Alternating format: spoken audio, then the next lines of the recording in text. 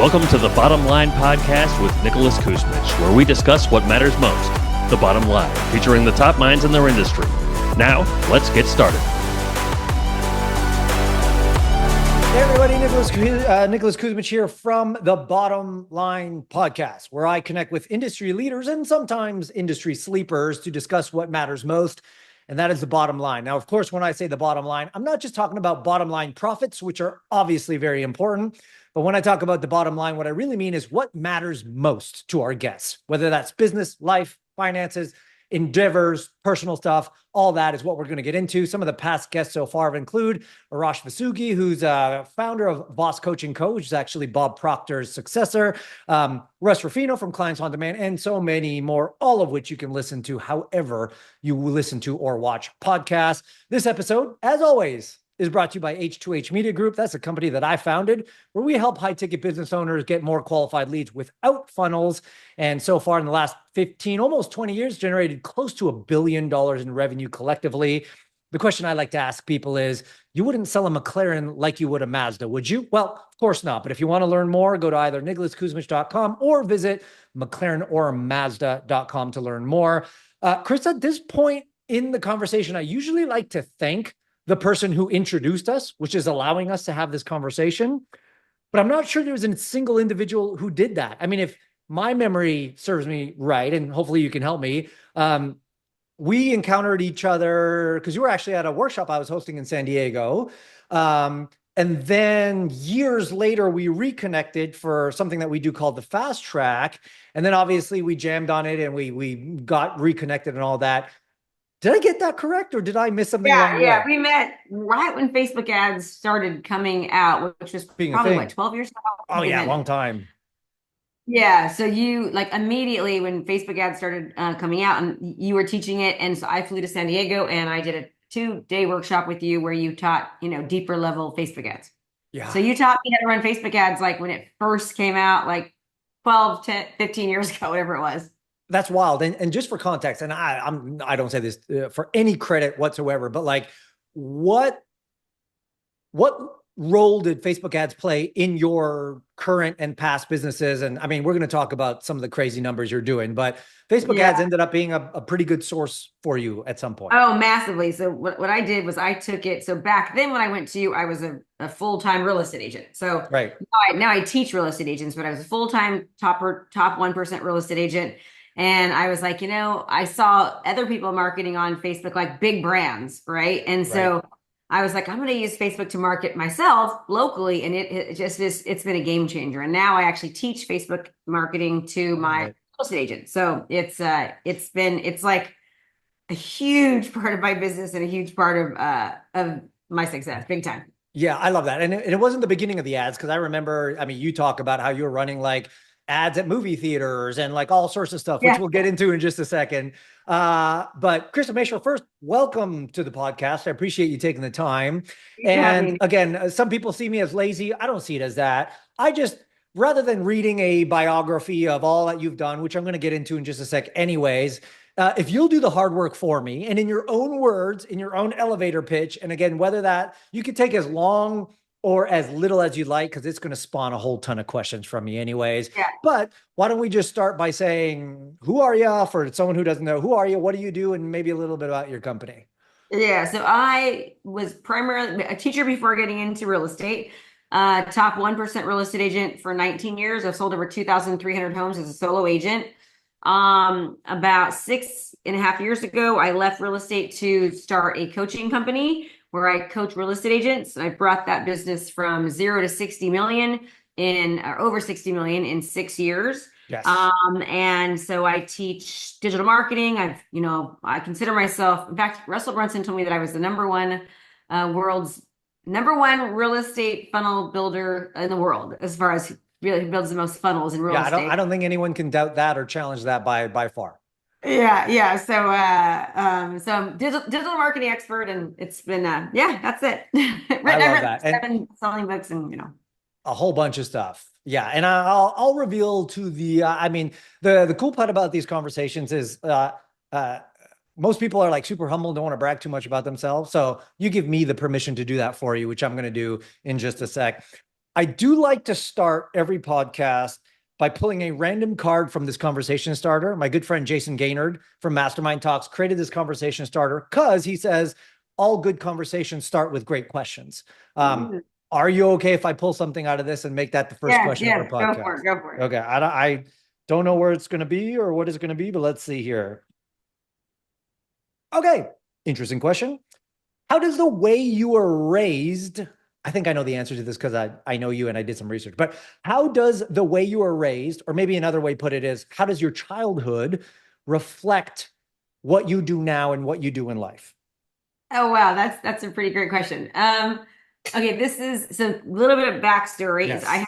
I haven't lived at home since I was 13. Little to really preface this, I'm very, very close to my parents. My mom is one of my best friends, Mm. and it was almost like I lived in two different childhoods. Like, so same family, but I had this very loving family, wonderful dad, two brothers, and we went to church and all that great stuff. Yeah. And we had family vacations. And then I had a very loving mother who was also at the same time very physically abusive. So it was almost like she was two different people. Mm. And so the abuse was pretty severe. So when I turned 13, I ended up leaving home and started running away from home and ended up in juvenile hall and then a group home for troubled girls. Even though I Wow. wasn't troubled, I was just, running away from the abuse. And then Yeah. I got sent to a foster home. So I've not lived at home since I was 13. Wow. And it has a huge impact on who I am because number one, I think I've been able to create, success just complete bootstrapped with, nobody investing in me. Nobody handed it to you. Yeah, nothing was handed, just straight from a lot of hard work. And so people will see my story and realize like, gosh, anything is possible. So I think it's actually, I always tell my mom because she has a lot of guilt now. And I say, Mom, it was great that this happened because it made me who I am. And it also Mm. makes me relatable and people can realize that anything's possible. So I love that. And I'm going to jump ahead a little bit. I was going to bring this up before, but maybe starting a little bit about your origin story, because usually I start by loading you up and telling everybody all the amazing things you've accomplished, which I mean, let's rewind the clock a little bit, right? Top 1% real estate agent for 20 years, author of at least 5 or more now books, best-selling books. 7, yeah. Okay, so it's seven now. Yahoo Finance, #1 digital marketer in 2021. Success Magazine said you're one of the top 125 impactful leaders in 2022, alongside Tony Robbins, Forbes, Wall Street Journal, NBC, Fox, many more people written about you. Like you already shared, 0 to 60 million in about 6 years. You can look behind you and it's plastered by what's known as, for those people who may not know, but Comma Club Awards, the Comma X Awards. You've done a lot. You've accomplished a lot. You're at the pinnacle of the game, but as you already kind of alluded to in your childhood, life didn't start that way. I mean, if our team's research is correct, you were a teacher, started there. I'll throw out some highlight points and you can expand on any that you might wish to, but was a teacher. And I bring this up because it connects it to your story. Your child got pretty sick, Yeah. which put you in a situation. There was a not so good situation with your husband at the time, and you were basically forced into a situation to say, well, I'm going to take care of my child and myself. The reason I bring this up, because it so relates to the question of like, how did your upbringing affect at least that part of your life? You made a decision to say, I am going to take care of my child, and my child will grow up in a home and not have the kind of instability that I had. I know I did Yeah, a you lot, come to but that two can you little girls, expand yeah. on a little bit of that, please? Yeah, so I was a teacher, and my daughter got very sick. She contracted spinal meningitis, had a Right. kidney failure with one of her kidneys, and multiple strokes. And so I left teaching to stay at home. I had her and another little girl, so 2 kids under the age of 4. Yeah. I found out that my husband at the time was having an affair. So, and that wasn't the first affair. So I just thought, and when he did it the first time, I said, if this ever happens again, I'm leaving. And it did. And so we had just bought in a brand new home, like brand new home, just left my job. And then I came home one day, my bank accounts were completely drained, no money in the bank at all. And his new girlfriend was picking up my daughters on Thanksgiving morning without him driving my car to take my little girls away for 4 days. And so that was like one of the lowest moments of my life, probably because I did, I was looking back, I wasn't happily married, but when you're in it, you don't realize it. So it Yeah. was like my family was shattered.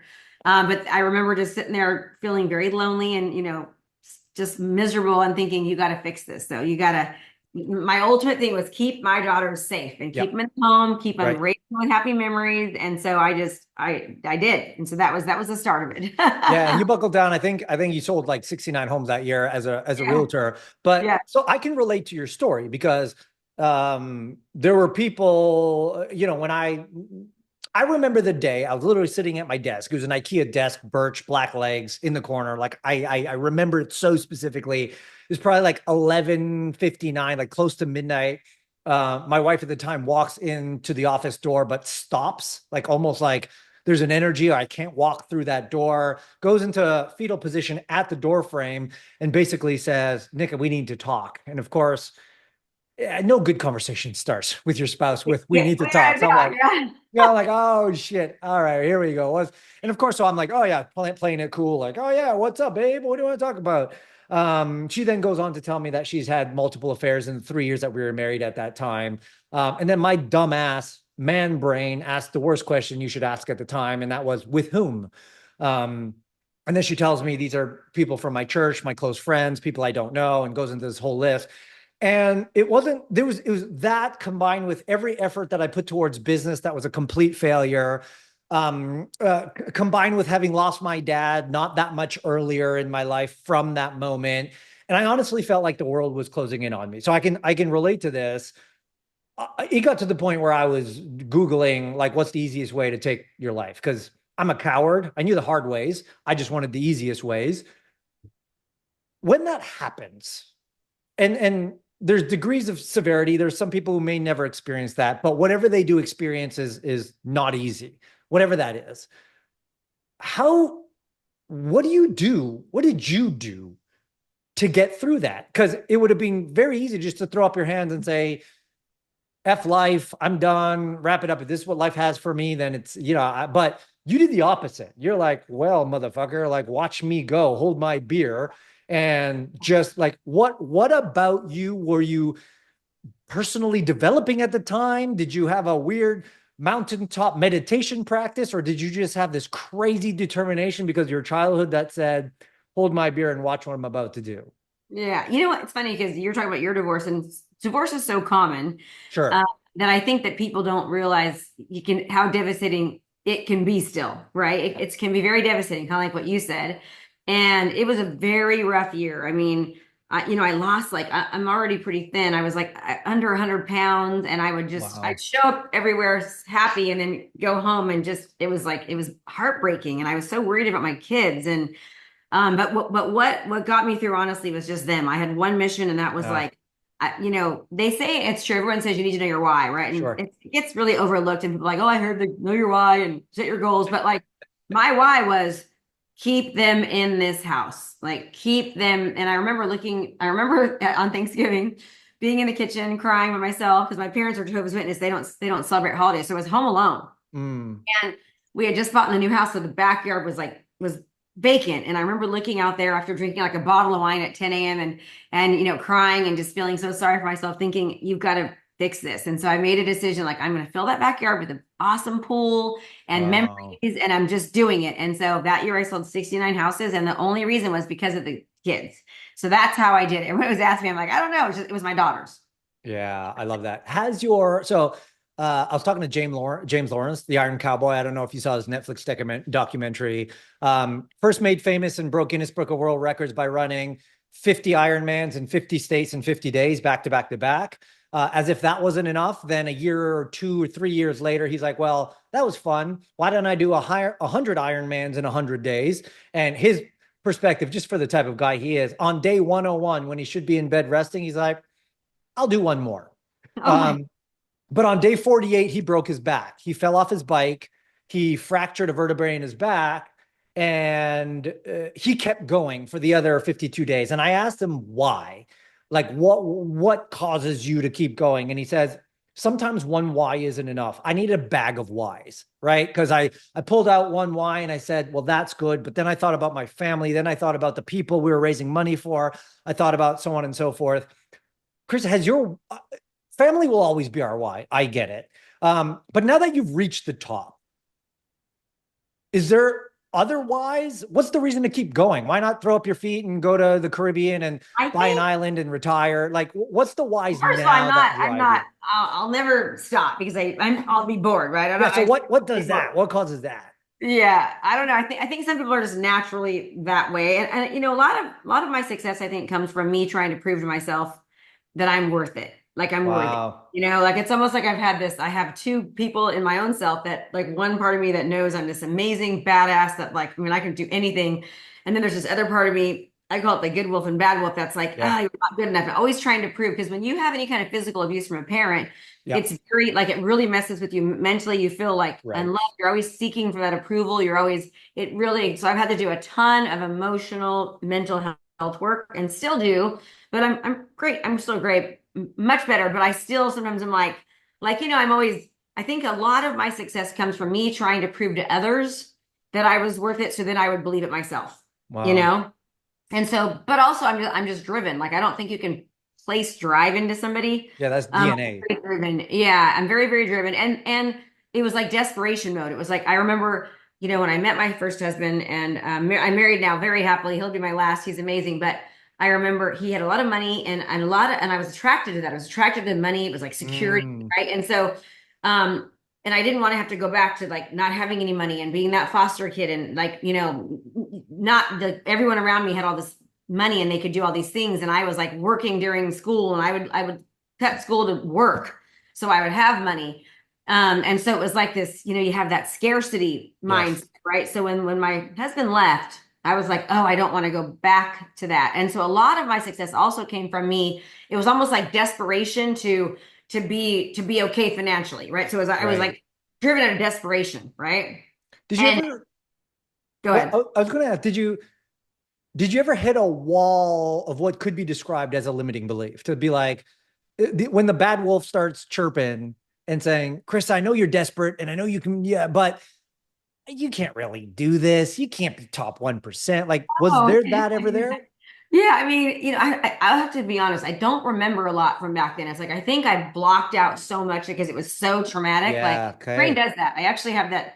I'm like that now. Like people will tell me things like, you know, this happened. I'm like, what are you talking about? Like my brain I just forget things. You know, a lot of it's from trauma, but I've also developed pattern in my life of, you know, stuff happens, I deal with it, I forget it, and I move on. Right? Yeah, it serves you, sure. Yeah, it serves me really well. Even now, like people will be like, why are you talking to her? She did this and this. I'm like, I don't remember. And they're like, you know, she's effed you over 5 times. I'm like, oh, but you know, it serves me. But you know, I just not really. I mean, of course, I was devastated and sad, but you just have to go. I mean, if you just get up and go all the time, and you just don't stop. But I mean, I was relentless. Like people would call, I would stop. Like I would go to every appointment. When my kids weren't with me, I was working because we did 50-50 custody. When they were with me, I would be home. I got a nanny that stayed with us, and I would be home at 5 o'clock. I'd be with them. We had an amazing memory, amazing time. But then when they were gone, I was working, and even when they were with me, I was working a lot too. While I was home, you know, I was a hustler. You briefly went over this, and maybe intentionally, maybe not, but the whole idea of like mental health, it's a common thing right now. And now as entrepreneurs, it becomes more and more part of the conversation. It's like, yes, you can do you briefly skimmed over, like, I worked on myself. I did things. And even maybe even now where, again, to stay at the level that we're at and what we're doing, there's always going to be something. Do you have some sort of a practice, a mental health practice or something that you do to make sure okay, you're getting something, and we're gonna witness something here. So I wrote this book. It's called Stop, Snap, and Switch. And basically what it is and when I wrote this, so I've been obsessed with mindset. Like mindset for me has been, if you talk to anybody that knows me really well, they will tell you that my biggest strength is my mindset, because I mean, they will tell you that it's and also my authenticity, probably the second thing they'll say. But my mindset is like very solid, and I've worked on it. I've gone to therapy, I've done EMDR, and I've had this practice. It's called Stop, Snap, and Switch, which basically we have like anywhere. The research says you have anywhere from like 40,000 to 70,000 thoughts, like a day, learning it from, and most of those thoughts are negative. It's always this, like I can't do that. I didn't get enough done. And you're just constantly beating yourself up all the time. And a lot of these repetitive thoughts, a lot of them are repetitive and most of them are wrong, but most of them are negative. They're mostly negative thoughts. And so what I do is I'm very cautious of thinking about what I'm thinking about. Like I'm aware of what am I thinking? What am I saying to myself? What thoughts are repeating? And when I'm in a negative spiral or even before, I will stop and recognize it. You snap the bracelet and like, oh, I'm right now I'm beating myself up. You switch it and then you restate the negative thought. Right. And I've gotten so good at this now. Now I'm really good at like, without even doing it, just like, oh, Krista, good job. Like always reminding myself of things well. Right. So I'm always like, oh, you did great today. That's awesome. Or just in the moment, like my mind is doing it because I'm training myself to continue to look for ways to do better. I'm training my brain to work for me and not against me. And it's really a practice. And it's something that, can be taught and it works so well, right? Like I'm just so conscious of what I'm thinking about. And unless it's harder when it involves another person, right? So like, of course, when me and my husband are fighting or whatever, it's like, oh my God, I have the hardest time getting out of that. Like, it's like for me, like no matter how much I stop, snap, and switch but I'm getting better, It's just you can get in the spiral with that too. Well, especially with the people you love the most. Yeah. Yeah, it is. Yeah, it hurts most. Yeah. But that's it. It's like I'm aware of what I'm thinking. I absolutely love, like, I've heard various versions of stop, snap, and switch, never presented that way. But the idea of literally stopping, snapping yourself out of it, even physically, and then switching the bracelet to the other side is just mentally programming yourself to say new mode, like replace it. I love that because it's a physical, yes, it's mental. So it's like you're mentally, so it's like you're putting your body into it as well. Yes. It's funny because I'm not like, I'm proud of a lot of things, but this book, and this isn't a moneymaker. I don't make money from this book, but like I've had people tell me that this is one of the best books they've ever read because it's so practical and it's easy and fun. And I mean, it's all based upon like research and science, but I put it into, and when I was writing that book, I mean, I was even more aware of like your thoughts. And so I don't believe in the unicorns and fairy dust and all that, but I believe like thoughts become things and like the neurotransmitters in our brain, they don't know the difference between what we think and what we say and do. I mean, it's scientifically proven. So you can really train your brain, which is to like work for you or against you. And so many people do the opposite. And with as crazy as the life is right now, right? With the economy and the interest rates and inflation and all the wars and everyone's going crazy over this presidency. It's just so negative. Like now more than ever, people have to really, really beware because you can just be drug into a spiral everywhere around you. How does one, because the whole thing starts with, and you've become a master at this, maybe so much that you even overlook it now. How does one practice the art of being aware of their thoughts? Because that, like, most people aren't even aware that they're having thoughts. We're so inundated into it. And the common vernacular is like, well, I am my thoughts. How can I be aware of them? I am them. And then you start to realize, well, I'm not them. I just have them. And I can actually choose to think about something else. How do you develop that muscle of, okay, I got to just be aware of what I'm thinking rather than just running on a default autopilot, bam, bam, bam, going through my day. This is just how I feel. And so that's what it is. What are there things you did early on in the days to allow it to become a regular practice for you? Well, just number one is just being aware of it. And what you said is very important, right? Like, bye and have a good day. Is like we have everything. So much of what we do is subconscious, right? I mean, subconsciously, right now we're talking, we're moving. I grab the book, we're driving. So many things are subconscious, and we have these patterns, and we've built these patterns that are so difficult to break. But just by being aware of it, is huge. And there's another practice that I do. It's called Thrive. I'm actually writing a book right now on Thrive. Okay, and it's something that you do like 2 to 3 times a day, just like 60 seconds a time, where like T stands for giving thanks. H stands for helpful, reminding yourself to help somebody else, right? The R stands for resourceful, resilient. I is like, I am affirmation and like inhale. V is visualize and E is expected. So it's these really quick things that you're doing along with the step and switch, which it's like a practice, right?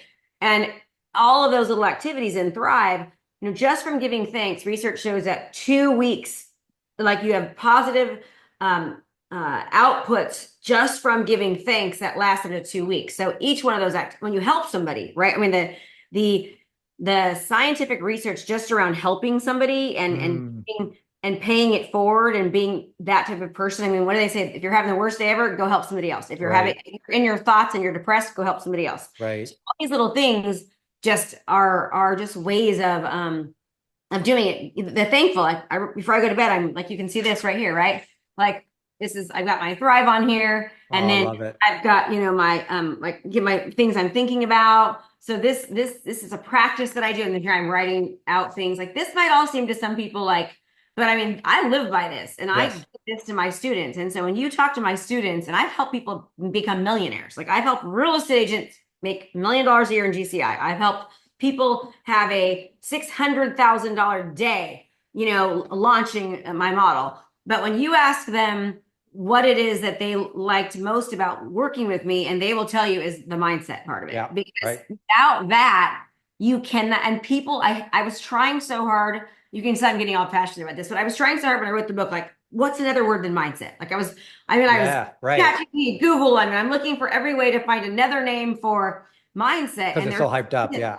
Yeah, because it's so hyped up. Everyone says mindset, mindset, mindset. So, but I couldn't find one, it's just like, it's what you think about. But being aware is where it starts. So like I'll be in the shower, and all of a sudden I'm like, you're in the shower, and then all this, you just start thinking about the whole day, and like, oh, that person did this, and they a-hole, and you just start going this spiral, right? Yeah. And it's like everything is, and then it's just like, oh my God, like, what are you doing? Like you're sitting here, having this negative bloodbath in your head right now. And I'll just be like, stop, like, just stop. And I'll just have to, and even when I'm, like I said, fighting with my husband, let's say, I have to be like, oh my gosh, you are creating this, you are making this worse. Like you're focusing on all this stuff, like change it. I mean, it's just about being aware. I love that. In a second, we're going to talk a little bit about marketing and the tactics and the strategies that you use to build what you've built.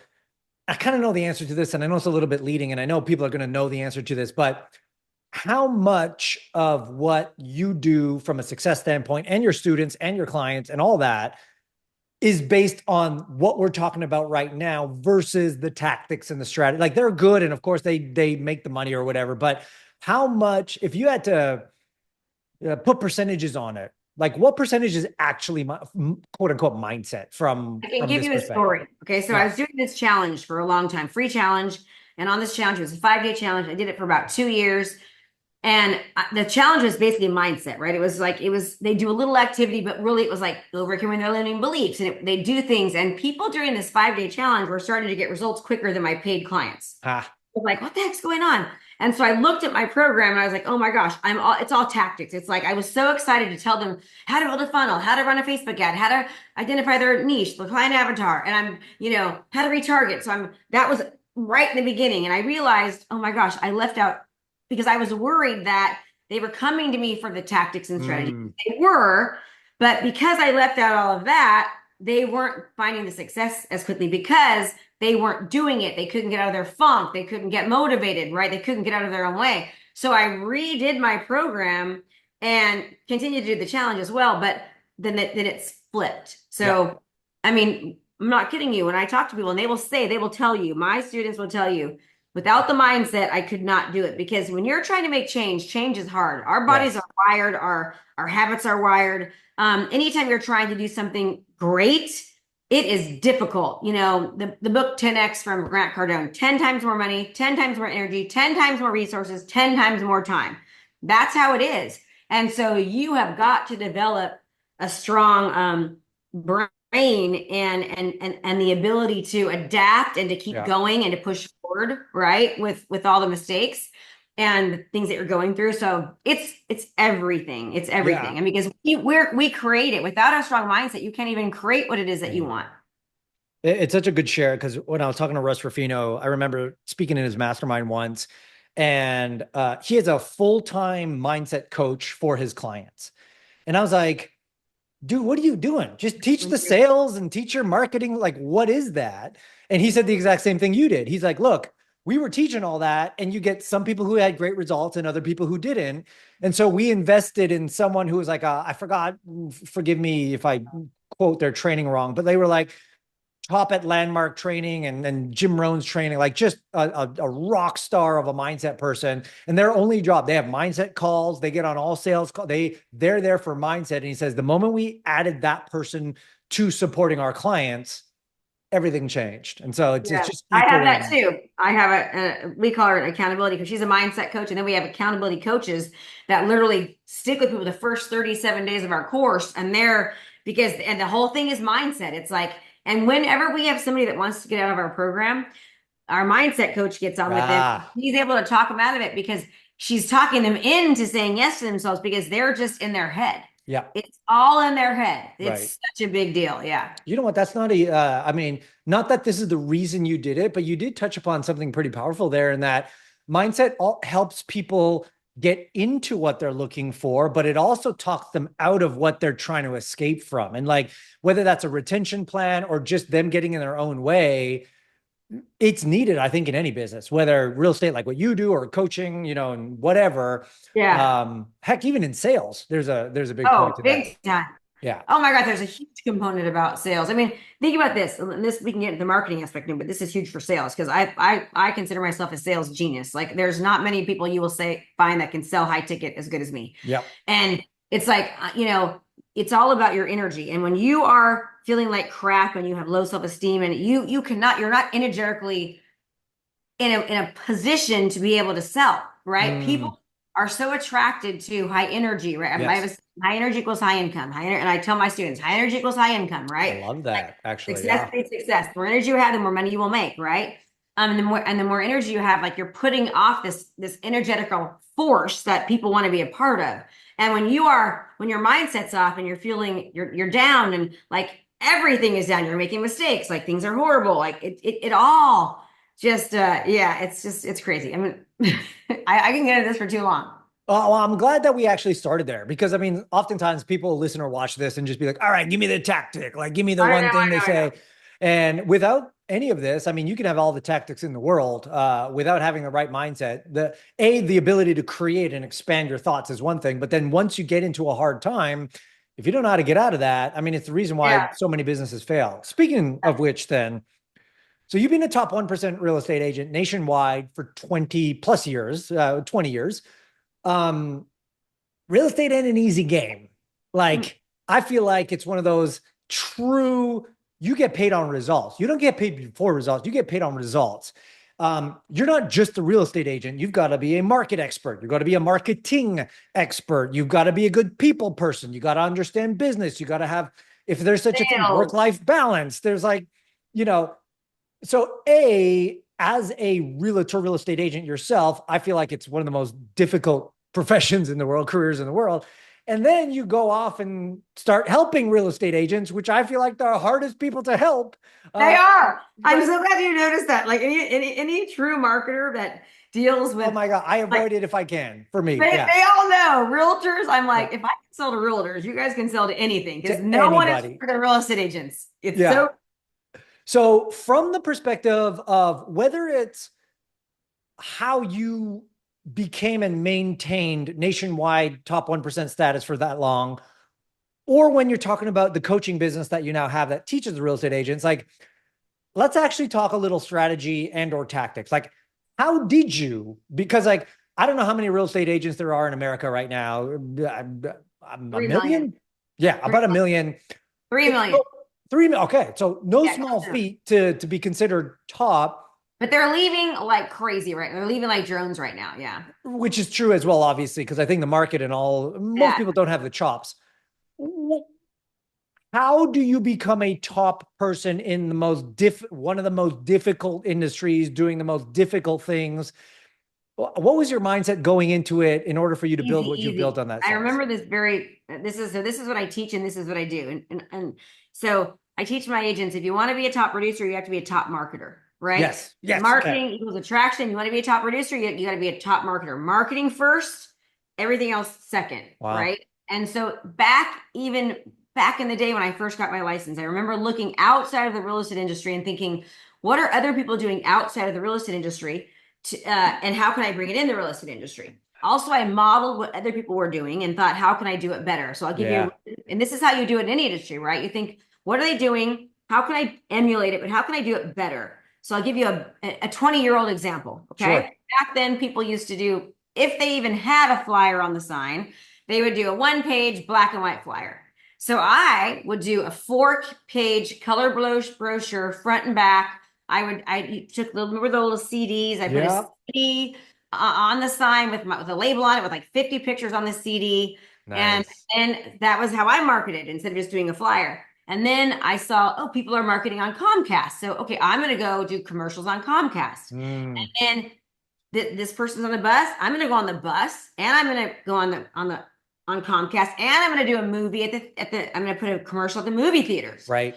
So I paid like $6,000 to have a 30-second commercial done, and then I paid $3,000 to have a video at the movie theaters. Now everyone else does their cheesy pictures, right? So again, marketing, people will still tell me, Nick, they will still say, I see your commercial at the movies.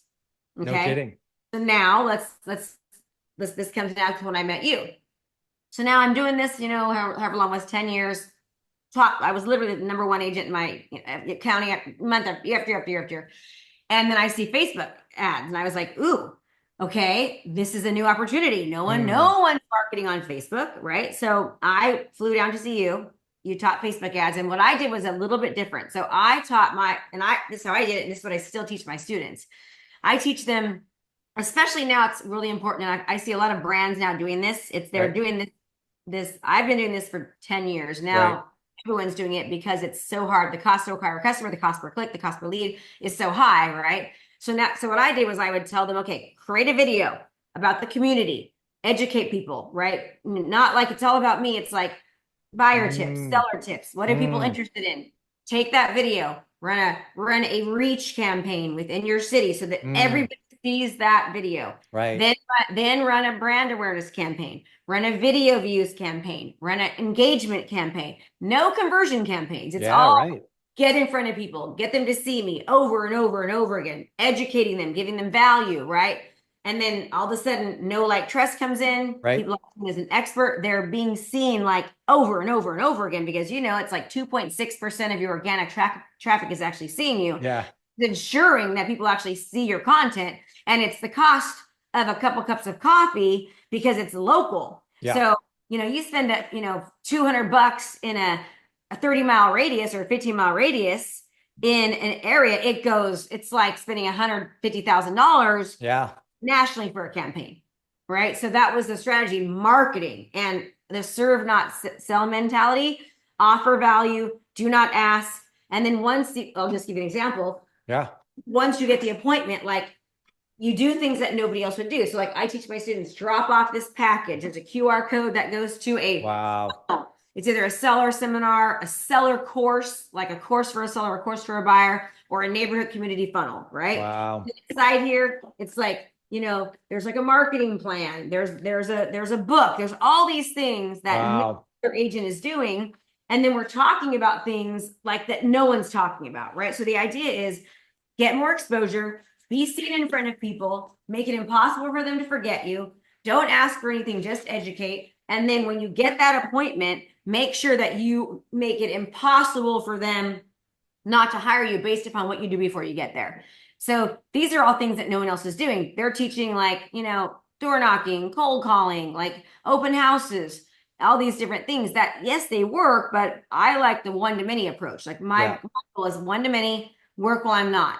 And that's how we did it. It seems like the key message here, and what really reflective of your brand in all elements, is understanding the ability to stand out, like to do more than the other person, to stand out better, because recognition goes a long way. And to your point, like Ravi Abduvala, we were talking the other day on the pod, and he's like, Google has officially stated that we are in a trust recession, that people just don't trust anybody anymore.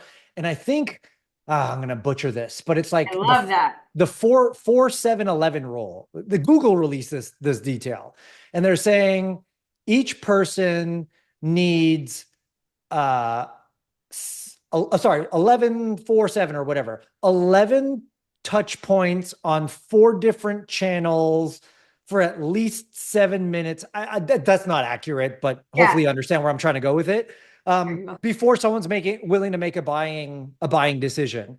And it's just that, like, we truly do live in a trust recession, that people need more exposure to us on multiple channels even. And in doing so, with that, they begin to say, well, of course, Krista is the leading person in the space because I see her everywhere and she's providing a ton of value. I don't see anybody else providing value and I don't see anyone else anywhere. It just makes the next logical decision to be like, well, if I'm going to buy and sell a home, it's got to be with Krista. 100%. So did I miss anything? Like what else? No, it's true. There's actually a graph. It's like for the more economic uncertainty, right, in the climate, the more trust is needed. And so it's like as there's more economic uncertainty, the more trust is needed. Now let's take it a step further.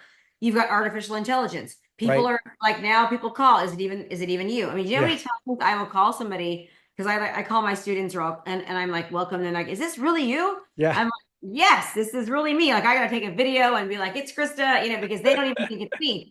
It's like, will you ever click on a link anymore? Like I will never click on a link because I know that they're going to jack my computer, steal my information. Sure. I mean, even when somebody calls me and I'm like, I'm afraid to even say hello. It is, people are so afraid. So when I first got into the industry, research back then said it takes 12 times to see before you see something 12 times before you'll make take action. Yeah. That was 6 years ago. Now it's like 47 times. Sure.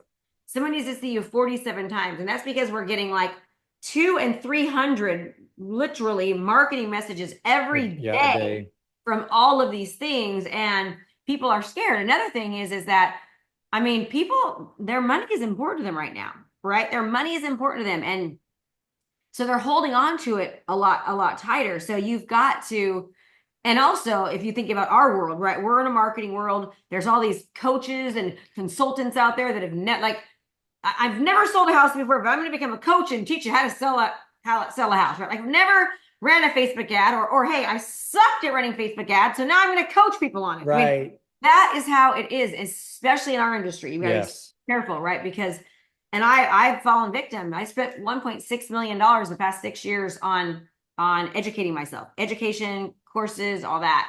And I mean, it's just scary. I mean, now I am much more, because I'm a buyer. I buy things, right? Like, that you've sold me a couple of times, but I'm a buyer. But now I'm much more cautious before I pull my pocketbook out because number one, it's very hard for me to find a company that's as good as my team. Yeah. And number two, half the people don't have the results that they claim to have. Yeah, they don't have the chops. There's something that you do for your real estate agents when you're coaching them, but I think it's applicable to non-real estate folks. I mean, obviously, look, and I'll be the first to tell you, if you're watching this and you're a real estate agent, you're out of your bloody mind not to get involved with Krista, best in class. Like that's how you're going to grow your business. But I recognize that there's going to be a ton of people watching this who are not real estate agents. Yeah. You kind of coined the term, the $1 million month model, because how many consecutive months has the business done over $1 million? It's a whole lot. Yeah, we did over 40 months in a row. Yeah, something. I mean, like we averaged. So we were back before the recession, and like real estate's been 3 years now, but we had like 18 months in a row over $1 million. And now we've averaged about 1.2 million over the past 48 months, 48 months. Yeah. But this past year's been a little harder. We're closer to obviously because of what's happened, but you still made it work, which is pretty damn impressive. Yeah, still made it work. Yeah. Can you get into a little bit of the concepts and the idea? Because what you've come up with on how you help real estate agents, which again, is very applicable. Now, we've taught this too. So just for the record, I mean, we've taught this formula to the tapping, people that teach the tapping method, hypnosis, people who teach freelancers, people who teach coaches. We've taught it to like a bunch of different industries that have taken it on and been able to mortgage officers. It's basically a model where kind of like a challenge, but we do it in a 3-day event or a 2-day event, depending on the niche. Yep. And we bring them through an informational, transformational process through this event where we, teach them great stuff, but also overcome their beliefs, limiting beliefs about themselves, limiting beliefs about the product, and limiting beliefs about the individual helping. And so we've gotten this process done where we teach people how to sell high ticket through a 3-day virtual event. My coaching program is $24,000. Right. Last month we did, I think, $731,000 selling high ticket to realtors, right? Which is not easy. Let's just be clear. It's not easy. Yes. I mean, it's really, especially now, like they've gone 20% of realtors in this, from January to November of 2024, either sold 0 houses or less than one. Isn't that crazy? How would you get less than one? Because they're dividing how many units based on the realtors. It's actually less than one. So real people are struggling right now with this process. I mean, it works, right? And it's been fun to do. So we've taught it to people, and this is how I run my month after month. I do a virtual event. Yep.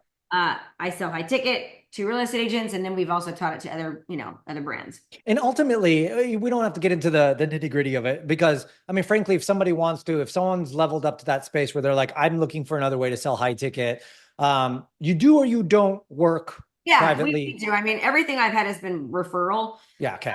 We tried to launch it non-referral, which is too difficult. So, I've spoken in front of Russell Brunson's mastermind, Jason Fladlin, Ryan Dice, Perry Relcher. They've all had me speak about this model in front of their audience. And so after speaking, people would be like, can you teach me? And I'm like, sure. So it's not. So if somebody wants to reach out, it's obviously not cheap, but if someone wants to reach out, they can do that, and you can talk them through the model. But from what I gather and from what you shared and what I know, it is specifically architecting a 2-day, 3-day, 2-day, whatever, a multi-day experience that you have now mastered. Because some people, when they do events, they get up and they teach and they're like, hey, look at me, I'm going to teach you this thing. Look at this thing. Hey, why don't you buy my program? Falls flat on their face. And they're like, what just happened? I gave my heart. I taught. You actually have a very specific order, and maybe you call it an orchestration or an architecture of how an event goes, specifically designed to teach, but also to inform, to overcome limiting beliefs, to create desire, to create attraction, so it's almost like by the time an offer comes, it's like almost, I was expecting it and my checkbook was halfway out my wallet anyways because of what you've done.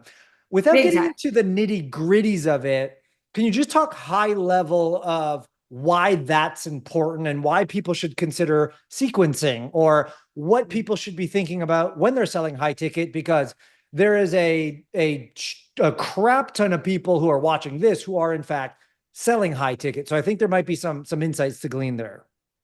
So, okay. So first of all, a little context. I did this event 18 months in a row live. So I did it 18 months in a row live. And then every time I did the event, I would look at the comments and the questions. And so for example, something as small as somebody would say, oh, you have too many testimonials. So knowing that people said that I had too many testimonials, I then orchestrated the event and I said, I'm going to be showing you some case studies. When you see this case study, you're going to say, I'm next. If they can do it, I can do it. Tap your chest. I'm next. I'm next. So every single piece of this event is woven in such a way because of a comment or an objection that I've had. So good. Or me realizing I didn't touch on that. I need to add that into the event. So I would then change the event each time to where I was overcoming everything before it even happened. So because especially with limiting beliefs, right? If somebody thinks I can't do this because, and you don't touch on it, not only quickly, but continually throughout the event, they're only hearing about 20% of what we're saying, because they're thinking, I can't do this because I'm not experienced enough. I'm too young. I'm not good with technology. I don't have that background. So you have to touch on all the things multiple times. Yeah. That's one thing. The thing that I see that people, because I've studied I've probably studied at least 70 more than that. I'm psycho about researching, and I've gone to these crazy events that you're like, why would she be here? She doesn't know anything about hypnotherapy, but I'll go to the event to see how people are selling. Yeah. And then I've been able to break down things they do well and things they don't. Most don't know how to do what I just said. Yep. Right. Or they'll talk about something once, they never go back to it. Or they don't relate each principle that they're teaching to a topic that will help overcome the limiting belief or whatever it might be. And they don't know how to seed very well. So seeding is very important. And so they'll talk about something once, and then they don't go back to it again or show multiple ways how it will affect the person. And so when they make the offer, people have no idea what they need. I mean, I've shown my event to people that aren't in real estate, and they're like, I want to be a realtor. After watching your event, I want to be a realtor. I mean, every time I've shown, because people will watch it and study me, and they're like, damn, I wanted to be a realtor after watching your thing, right? Because it's choreographed the whole thing is a transformation event. It's transformational to get the person to say yes to themselves, so that by the time I'm making my offer, and then what I do after, they're like, they're talking themselves into it the entire time. Right. They're talking themselves into it, which is They're actually a talking clear themselves. distinction. It's not Yeah. you talking them into it. No. Yes. I mean, there's so many things, from how we use the scorecard and why we use the scorecard, when we have them take it out, to like all these things that you would never know are. And some people say, well, that's like, what do they say?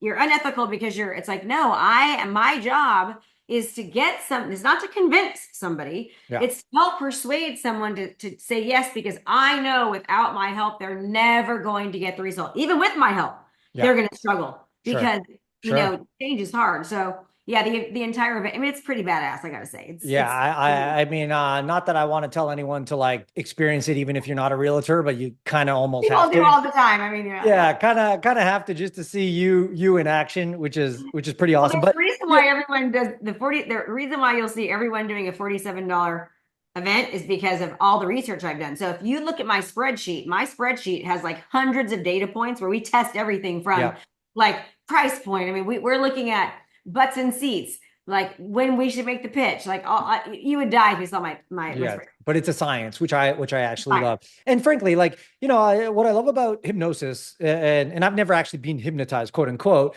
but the guy gets up at the front of the stage and says something very powerful that I think everyone as a business owner and a salesperson should realize, is that I can never make you do something you don't want to do.